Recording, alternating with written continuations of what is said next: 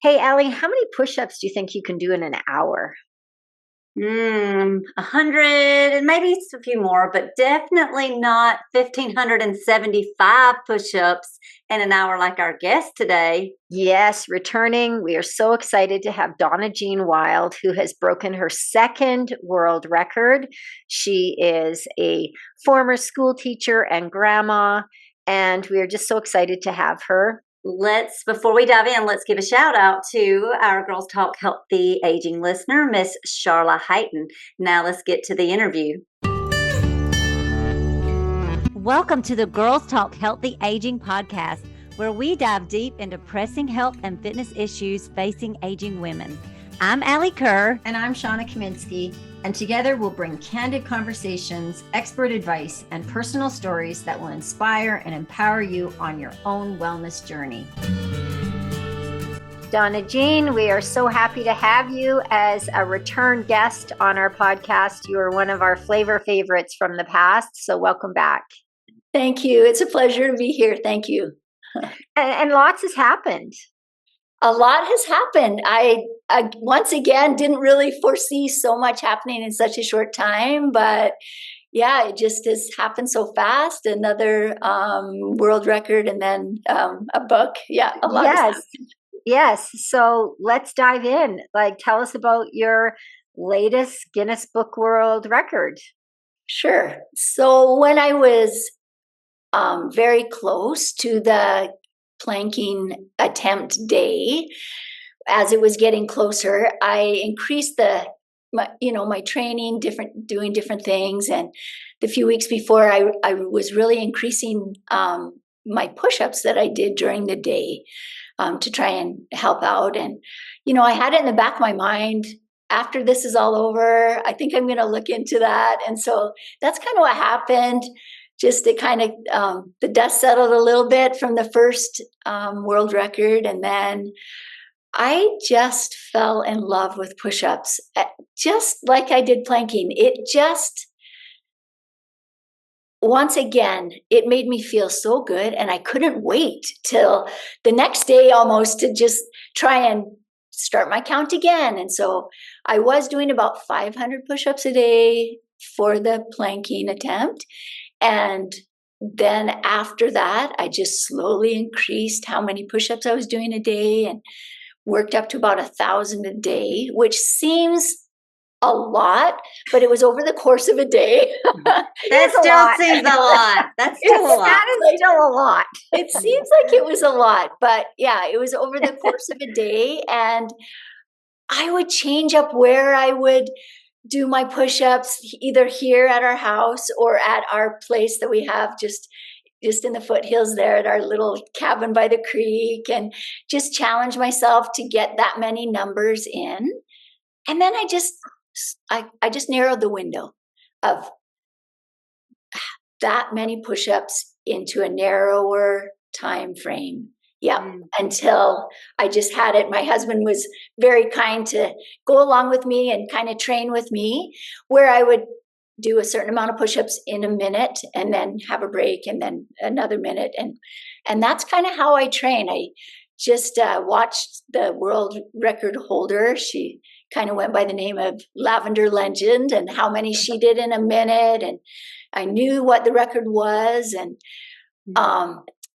in the late spring, early summer, I actually broke the record a few times at my house, the push-up record. So I knew I could unofficially. Yeah, just by doing it. So I knew I could do it. So I went in feeling pretty good about it. One thing that is totally different about the push-up record is that you could have a break and have a drink of water, and I could move, where the planking was, I could not move a muscle. And so to me, it was like a joyful attempt, because it was, I could stop, I could smile at everybody, I could have a little drink and then go for more. And so it worked out. And let's give a little backstory, because some people may be listening to this episode and may not know about what we're talking about with the plank versus the push-up. So tell us about the plank. a little bit about the planking. Yeah. Well, yeah, let's just let people know that DonnaJean, we have another episode with DonnaJean where she talks about this more in depth. So but she broke a world record for the plank, and we have an episode that you can go back and listen to. So this is not her first, but her second world record, Guinness World Record, which is now the push-up. So she's back now. So we've invited her back. So every time DonnaJean breaks a world record, we're going to have her on the Girls Talk Healthy Aging podcast. I don't know too many people that have done one record, much less two. So just tell us about the planking record, because that is incredible to begin with. We're going to interrupt this interview for just a second because we've got something we want to make sure that you know. If you're struggling with your health, with your fitness, if you don't know where to start, or you know what to do and you're not doing it, we're here for you. And all you need to do to get our help is to reach out to Shawna and I at our email, sapodcast23@gmail.com. And we're happy to help, and we will be in touch. Now back to the show. Well, that one was a lot of preparation. I felt building up to that, because I had to break the record of 4 hours and 19 minutes.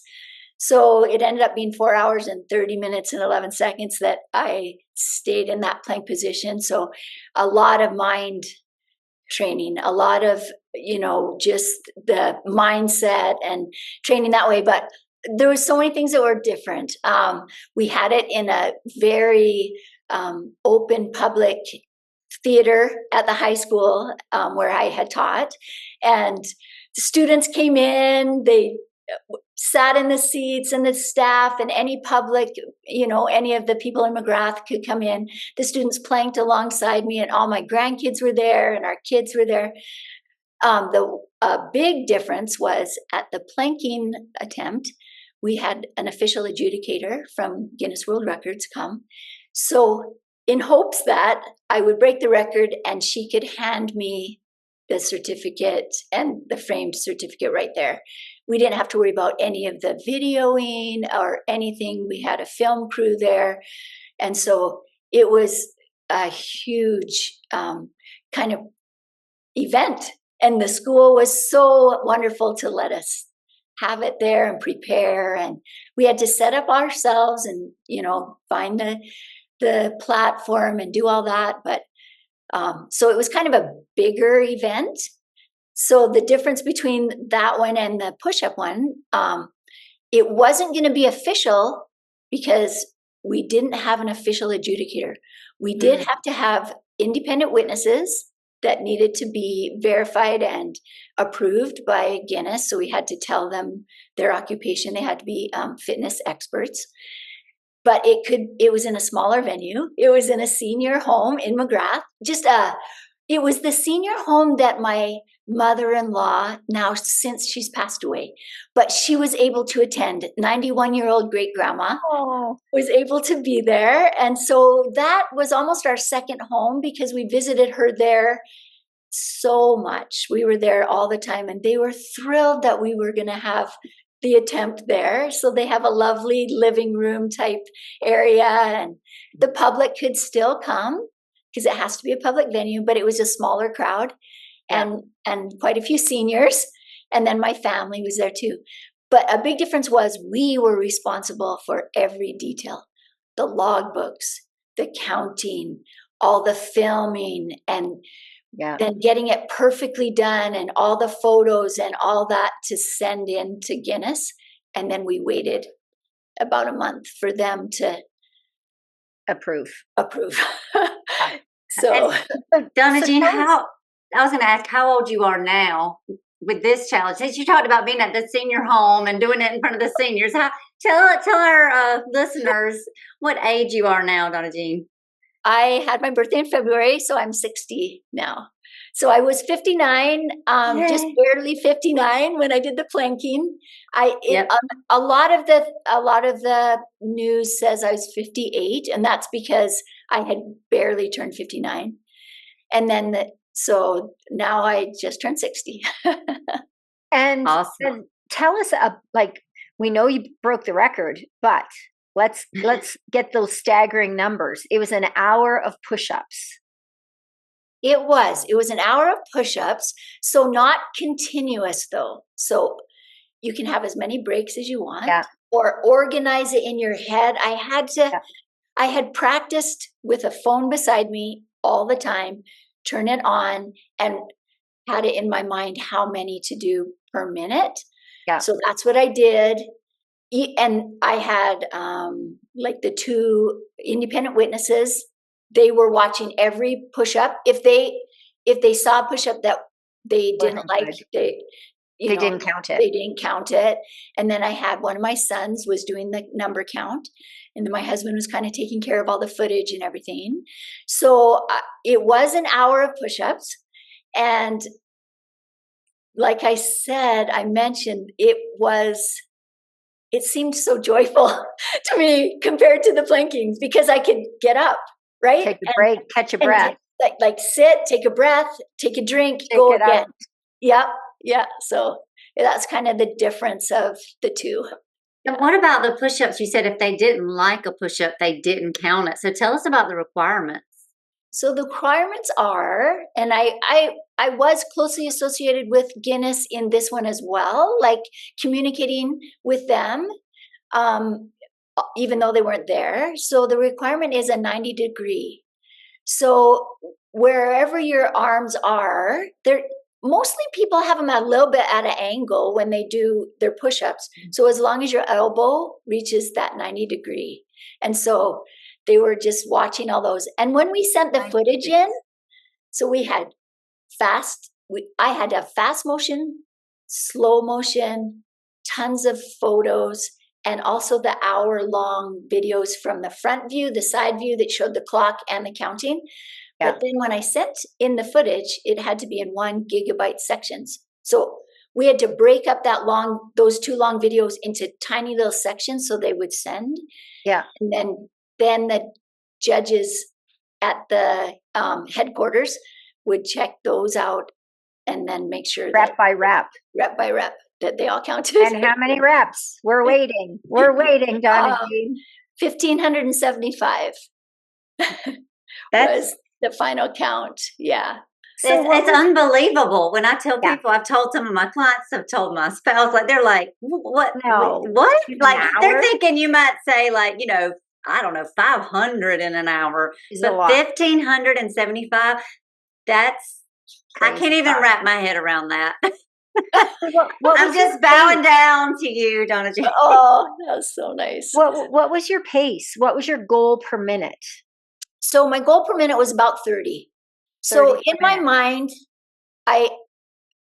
I'll just say I thought I would be able to do more. So I don't know if you know, at about the 55-minute mark on my video, it shows, I think, in the Guinness video, I'm holding my arm because it started to get really sore. I think it was my right arm, and it started to get so sore, and I could just feel it. And I think I was just really pushing myself, and I was going deep in my push-ups, making sure that every one was 90 degrees. Okay. I was working so hard. I was, and my shoulder dislocated at 58 minutes. So I felt it pop out, and then it went back in. And one of my sons is an emergency doctor, and he actually was sitting really close, and we chatted after, and he knew that it had gone out. But after that, I couldn't do it. I couldn't do one more. My grandkids are calling me saying, "Grandma, keep going." I was at 1,575. I thought at least I could get to 1,600. 25 more. I could do after that, but I couldn't. And so did you go for the 60 minutes, or did you stop at 58? I had to, so the last minute and a half, I stopped at 58. The last minute and a half, I just smiled. Everyone was cheering. I was done, but I was so grateful it didn't happen 15 minutes before. Earlier. Or the day before. Yes. Yeah. But I had never actually pushed myself that hard. I had broken the record at home a few times. 1,207 was the record. Okay. Yeah. And I had broke that a few times, but it had only taken me like 40 or 45 minutes to do that, at home. So I was really pushing myself. So I hadn't really pushed myself that hard before. Yeah. And then I did heal up quite quickly after. I mean, it took quite a few weeks, I guess, to heal all up, and that was fine, but all worth it and everything. And I feel like it was successful, but didn't go exactly how I would have planned, but grateful for how it turned out anyway. So I mean, you smashed it. Yeah, like your shoulder fell off along the way, but it was fine. It went. That's right. That's right. Completely. Nothing to see here. Yeah. So your training was just a lot of EMOMs, like every minute on the minute, doing a certain number of push-ups. And then during the attempt, you would try and do 30 push-ups in a minute. Then how much rest? So I tried for about the first 20 minutes to do 30 push-ups on, and then wait till the next minute started, and 30-minute push-ups on. A whole minute rest. So no, just till the next minute. So when the timer starts, I would do 30 and then wait till the next minute. So it's really an EMOM, every minute on the minute, 30 push-ups every minute on the minute. Yeah. And I didn't have to do it that way. No. I started breaking it up after, like maybe doing 15 and 15 or, 20 and 10. Or then after about 15 or 20 minutes, then I went to 25s and did like 15 and 10, 15 in the first 30 seconds. And then 10 reps in the second 30 seconds. But this is what I found. And people have asked me about planking and about push-ups. I haven't ever run a marathon. I love to run, and I'm a runner. And I've run all my life. And I've run long races, the longest being 10 miles. But I've never run a marathon. And Laura has, my daughter, and many other people. So you talk to them about their marathons and how they get in the zone at some, mile mark, whatever it is, and they just feel like they can run forever. Strangely enough, it's the same way for me for planking and push-ups.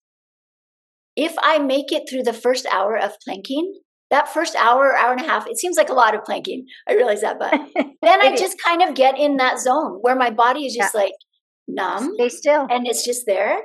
And push-ups is the same. When I was in the push-up attempt, like I could just cry because I knew after 15 minutes of push-ups, I would get in that zone. I knew it. And so I was so happy. And then it happened.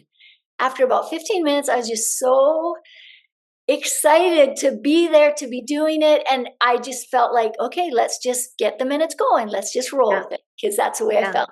Yeah. And I've heard that that's the way a marathon runner feels, is that same way. So this leads perfectly into your book, From Minutes to Hours, because I'm sure that, I don't know if you wrote it after your push-up attempt or after your planking attempt. I think you had a unique way of writing. Let's talk about that. I did have a unique way of writing. If you're talking about writing in a plank position, I did. So this is my book. It's available. The paper copy and the ebook version are both available on Amazon. It's called From Minutes to Hours, because that's exactly what both of those are. Yeah. And I started planking at just minutes, just like everybody else, and it just turned into hours.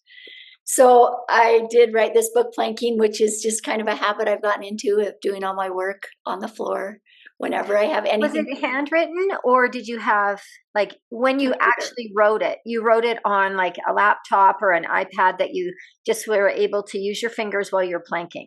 Yep. And one thing that I did learn, because I did a lot of my master's degree while I was planking, I would just use the voice on the computer or the phone. Right. Yep. Mm-hmm. A lot of the voice, and then just go in and correct. And that was heaven sent. Like, I can do that a lot easier. Nice. So, and then to answer your other question, the month of April was so full of media and people and talking to everybody. So many people, including media, would say, we need more. We need more of a story. Like, you got to really tell us how this happened and what really happened. And so in May, I started writing. So it was like, I guess I'll just write it all down and we'll see where it goes. So in May I started. So it's been since about May that I've been working on this. And in May, I did have that in my head that I was going to attempt the push-ups as well. And I love how you paired it, because that's something I know I encourage my clients to pair things, like you were planking and writing a book, pairing those together. I love pairing exercise with something. I mean, and nothing better than writing your first book while you're planking. That's amazing. And we will have the link too. We'll post that link for y'all. So if y'all are interested in DonnaJean's book, check the show notes. We'll put that there. Thank you. And so can you give us a little, I mean, we know what the book is about, but some highlights of the book. We just got the links yesterday, so before recording, so we didn't get a chance to read it yet. So tell us. You bet. If I get a little emotional, I did write this from my heart. It is completely from my heart. And that is why I wrote it. I've had so many people say, we need more of a story. And I might have mentioned in the first podcast, some highlights that have happened is I have made so many connections, like with you, wonderful ladies, and all over the world, and in my own community, and in Southern Alberta, people I know and don't know who come up and talk to me. And instantly we have a connection. Instantly, they say, are you the planker? Are you the woman we saw in the news? And I'll say yes. And then they'll say this: I'm planking for 2 minutes. We're having a planking challenge at work, or I'm doing push-ups. And all of a sudden we have this connection and we have this conversation with people I don't even know. And all of a sudden we leave dear friends. And that it has been very special to me, kind of the way I organized my book. So those questions. If I could just interrupt, DonnaJean, what's really wonderful about your world records is that it's so accessible for and inspirational for everyone, the fit, the unfit, everyone can start. And so that is why I would feel, I mean, I started planking because of you. I'm almost on a year of daily planks because of you. And so that is something that is really nice about the world records that you broke, that it is accessible and it inspires the everyday person. So that must just warm your heart to know that, hey, this person's getting fit because they saw me. It is the most wonderful feeling to have people talk to me and say that they've started planking relationships. Because you almost feel better instantly. It only takes a few days, and all of a sudden you're standing up straighter, you feel better, you're more confident, you feel your muscles, then you want to do more. And you can do it anywhere. That's it is like a big bonus.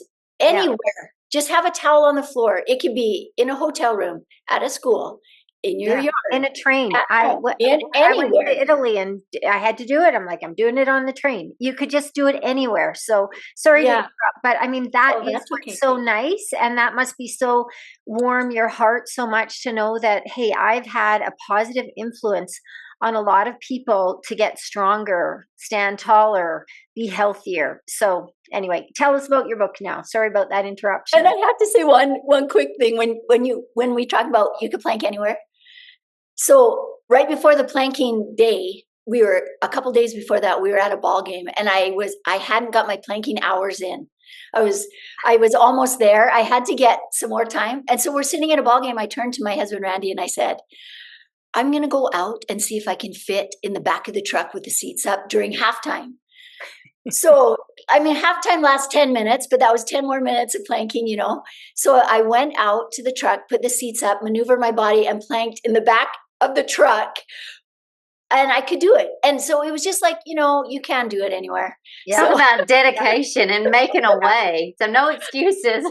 Oh, yeah. But I should share with you how I organized my book a little bit. was from the questions that people asked. So they always asked how. Everyone asked how, but everyone's not asking the same question by asking how.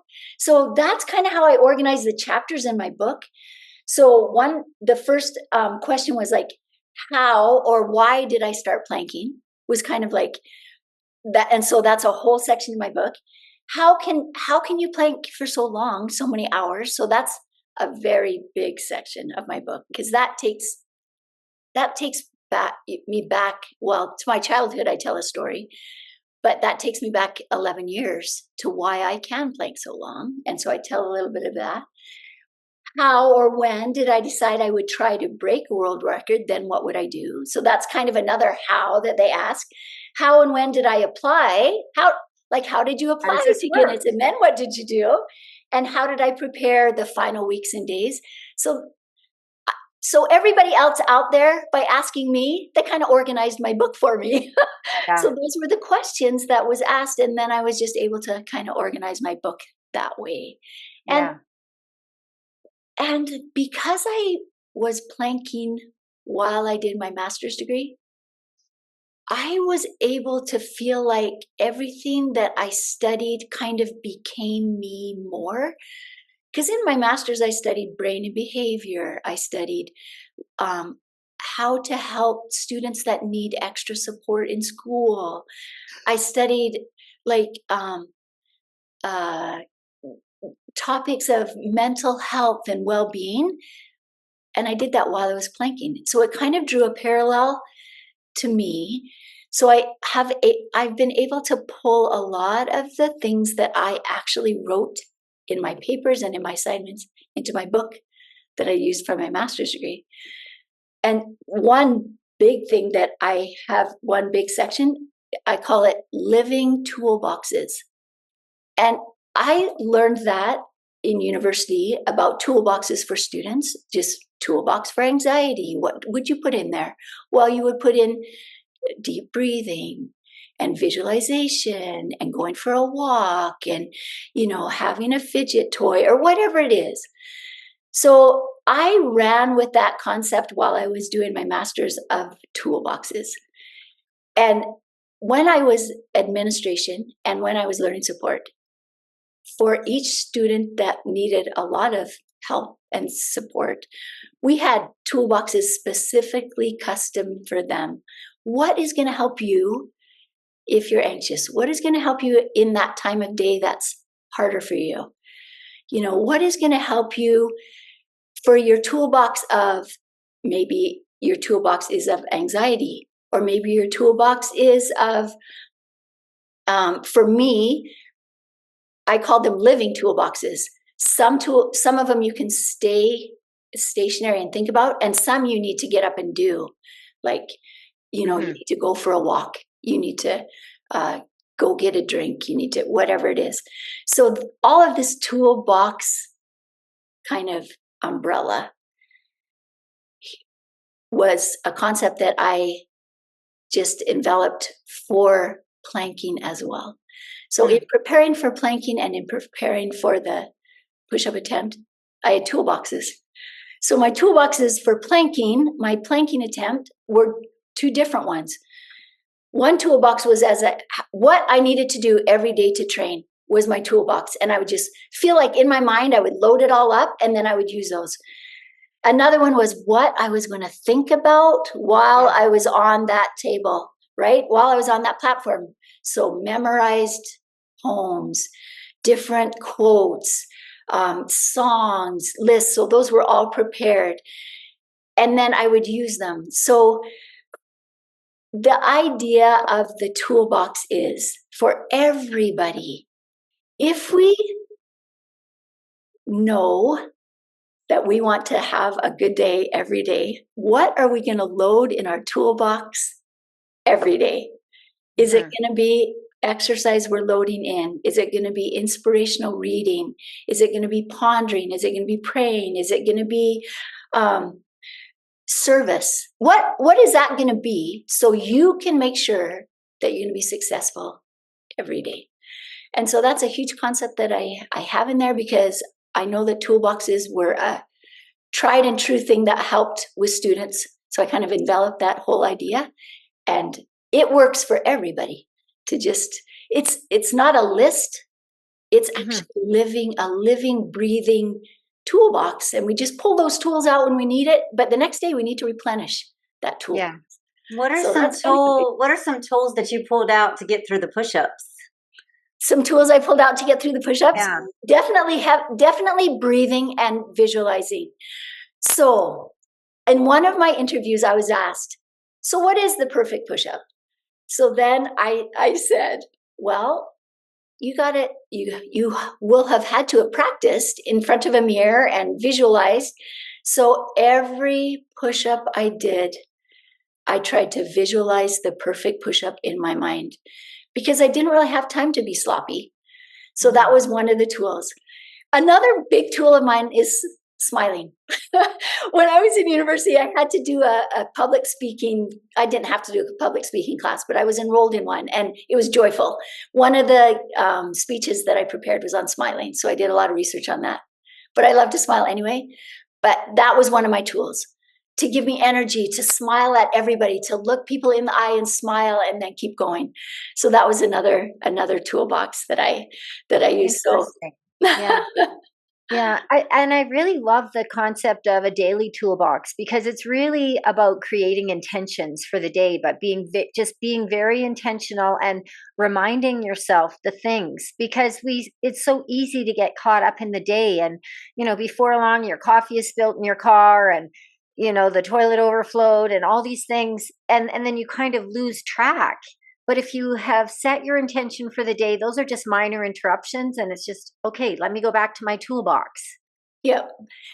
Yes. And I've just found that everybody kind of has a time, whether it's a time of year or a time, maybe not everybody, I guess I can't say that, but most people, even a time of day, a time of the week that maybe is a little bit more challenging. So if you get through Thursday, then you're on to Friday and you're okay, or maybe 2:00 in the afternoon is a tricky time.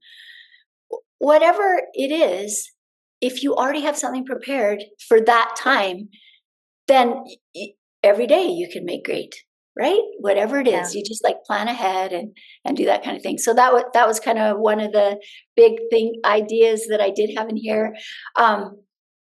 When I was young, so I'm the youngest of 5 children, and so I was home a couple of years before I went to school by myself. So my parents were big book readers. So in my book, I share something that is so dear to me, and it's from this book. It's called Principles, Promises, and Powers. So long story short, in my preschool days, I would take all the books off my parents' shelves and organize them into colors. And before I could even read, look at all the pictures, put them back. My parents were very patient. And I knew every book. They had tons of books. And I knew every new book they got. And they loved getting new books. And I would look through them. When I was 8 years old, they brought this purple and pink book home. And I knew immediately that they had a new book, and no pictures. There's nothing in it. I was 8 years old. But there's a chapter in it called The Success Scrolls. And years later, I realized it was a condensed version of Og Mandino's The Greatest Salesman in the World, that story, but a very condensed. So there's 10 scrolls in that story, 10 success scrolls. And this Hafid, he worked for this merchant 2,000 years ago in his trade caravan. Anyway, that's the story. And Petros wanted to pass his success down to Hafid. And he said, first, these are my secrets. And they were 10 success scrolls. So when I was in elementary and I found this book, I knew it was going to be a favorite book just because I loved the cover. The only chapter that I latched onto was called The Success Scrolls. I didn't even know what else was in this. It became such a part of me. I memorized those 10 success scrolls, and they have helped me my whole life. I still have them memorized. I cannot tell you. So when I was on the platform, I went through those 10 scrolls a couple of times in my mind. And in my book, the ebook version, you can link to, oh, by the way, I got permission. The author has since passed away, and I got permission from the publishers to have this in my book, to quote this story, and to have the scrolls. So in my book, I put 2 scrolls. I'll quote one for you. My very most favorite is number 5. I will live this day as if it were my last, because the sand cannot flow upward in the hourglass. I will waste not a moment of this precious day. I will make this day the best day of my life. I will push my muscles till they cry for relief, and I, not they, will determine when I rest. I know that no one got on the top of the mountain because he fell there. I will work harder, sell more goods, and have more joy than I or anyone else has ever had before. That's scroll number 5. That is like my ultimate favorite.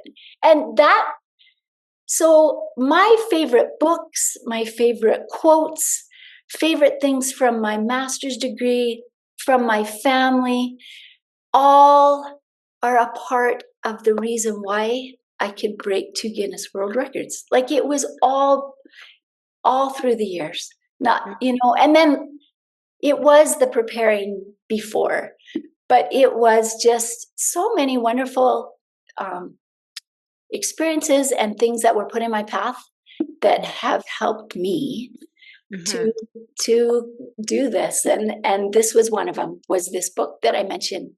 It's amazing how something from childhood has that much lasting influence. And it's kind of like you've been preparing for this your whole life. That's just like a piece in your journey, but a huge piece that has stuck.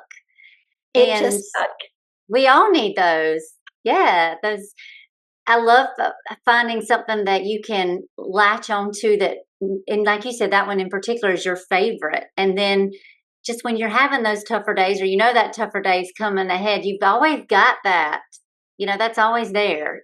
Yeah. Nobody can take that from your brain. I mean, that's in your brain. You have it memorized. Yeah.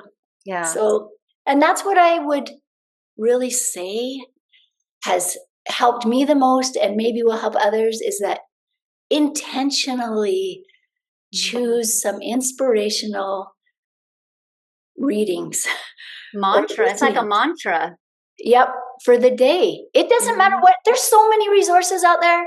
There's so many wonderful authors and composers. Another thing I really talk about is music, right? That's a huge part of it too, because I was a music teacher. I was a music major, and that just helps your brain as well. So motivational music, uplifting music, motivational reading is what is going to get us through, because we're fine until we're not. And when we're not, we got to dip into that toolbox and find something that's going to help us get through. Right. Yeah. And so it's just intentional and not easy all the time to do that. We get busy and with our lives, but it's kind of like exercise, and you ladies know so well, you have to just like intentionally have that as part of your life so that you have that vibrant life. Yeah. What is your goal with the book? My goal is none other than just to spread that. The experiences that I've had, and now it's almost been a year since I broke that world record, of how many people I've talked to, I just had to write it down. I just had to organize it into a spot where I could write it down and say, hey, this is how I did it. This is my thoughts. This is my love. And because everybody's at a different point, but I had been asked so many questions the past year. And so I tried to answer them all in that book, and just to share. That was my goal, is to just share and to say, from minutes to hours, it's little by little, right? Bit by bit. It's only a small step.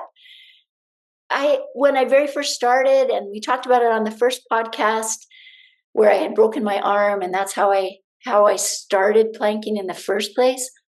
I could only plank for a minute and a half, 11 years ago. And it's just one little tiny step at a time. Yeah.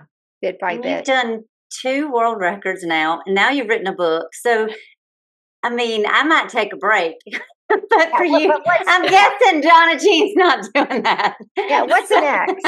What is next? I don't know. I kind of have the bug now, I guess. I actually think I do have the bug. Sorry, I just got Which bug?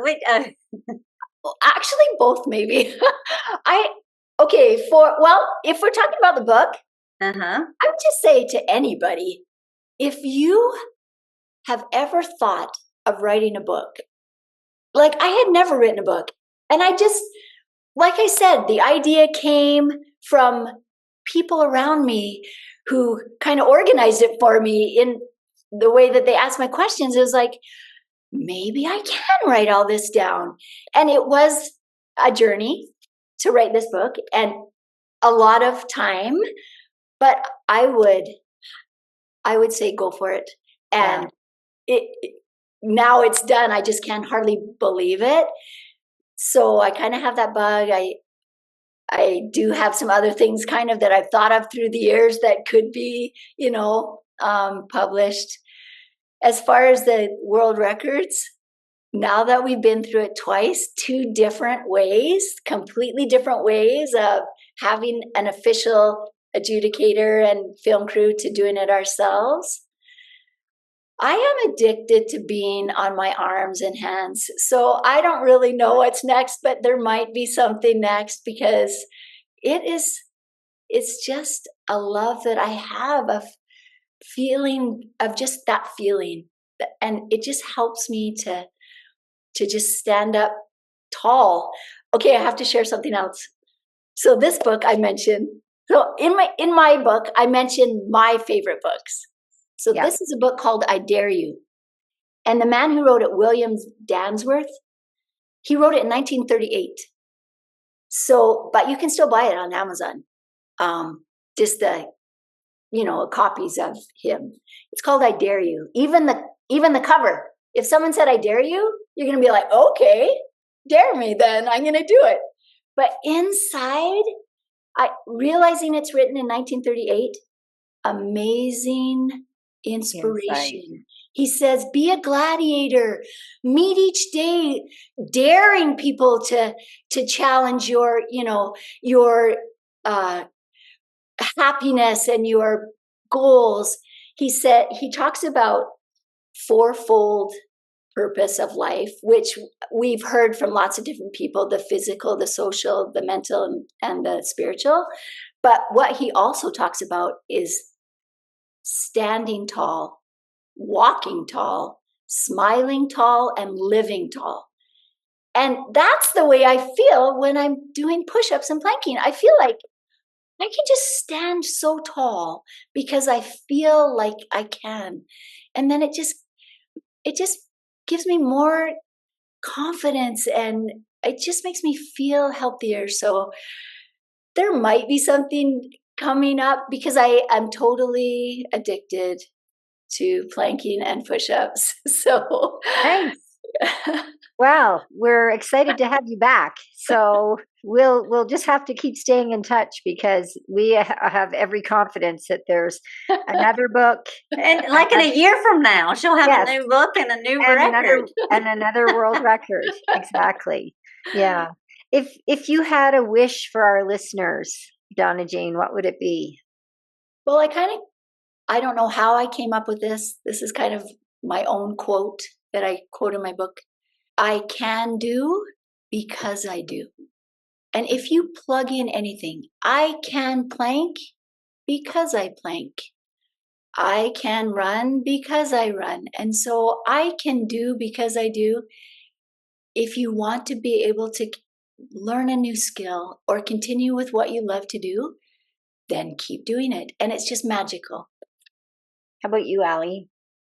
I mean, it's still DonnaJeanss, which is go for it. One of the things I love is that you decided to do these things. A lot of people think, oh, I could never write a book, or oh, I could never do a world record. But the difference between them or us and you, DonnaJean, is you just go for it. So y'all go for it. And my wish for our listeners is just to live with more intention. start small and maybe just wake up and set your intention for the day, like building your toolbox. I really love that idea. Whether you call it a toolbox or morning prayer or setting your intention for the day, I think it can really set the tone, and over time can really be a deal breaker for living a happier life. Thanks for listening. You'll find me, Alli, on Instagram at Alli Kerr Fitness. And you'll find me, Shawna, on Instagram at Shawna Kaminski. Feel free to pop us a DM with questions and or feedback. If you're enjoying the Girls Talk Healthy Aging podcast, please subscribe and share it with other health-minded women. Ratings and reviews are also much appreciated and help us get our message out to a larger audience. Until next time, be healthy and be happy.